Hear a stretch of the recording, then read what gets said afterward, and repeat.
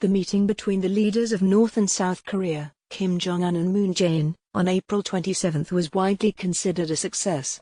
The goodwill flowed, the two men visited both sides of the border, a peace tree was planted. The actual, useful results were more limited.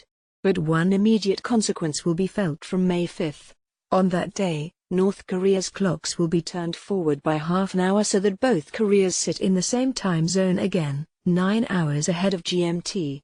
It was only in August 2015 that North Korea's clocks were turned back by 30 minutes. Mr. Kim ordered that shift ostensibly to reverse the imposition of Tokyo time by wicked Japanese imperialists in 1912. South Korea did the same thing in 1954, but switched back to Japanese time in 1961 to encourage trade. Mr. Kim was apparently moved to undo the change after seeing two clocks, pictured, on his recent hop into South Korea showing, side by side, the different times in Seoul and Pyongyang. North Korea's time traveling is the latest example of a long historical tradition of rulers making political points by adjusting clocks and calendars. Doing so alters a fundamental aspect of daily life, literally at a stroke.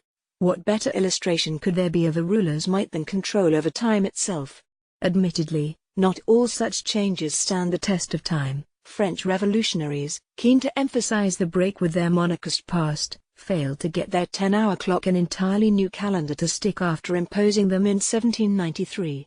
The Soviet Union's experiments with 5- and 6-day weeks during the 1930s also failed to endure, but those changes that do persist can memorialize past rulers more effectively than any physical monument. July was named in honor of Julius Caesar in 45 BC. And August was later renamed after Augustus Caesar. Get our daily newsletter, upgrade your inbox and get our daily dispatch and editor's picks. In the modern era, control of time provides a way to underline the clout of central government. Both India and China, despite their size, have a single time zone, which keeps everyone marching in step with the capital.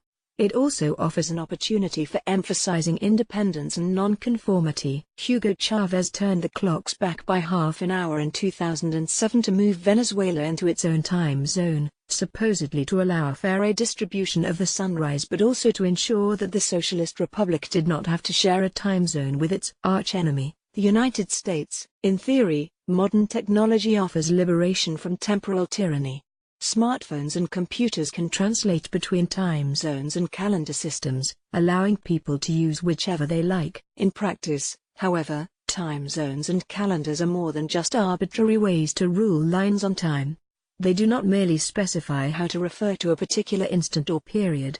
They also dictate and coordinate activities across entire societies, in particular by defining which days are working days and national holidays. These have to be consistent within countries and, in some cases, between them. Just ask Saudi Arabia, which in 2013 moved its weekend from Thursday to Friday to Saturday, to bring it into line with other Arab states.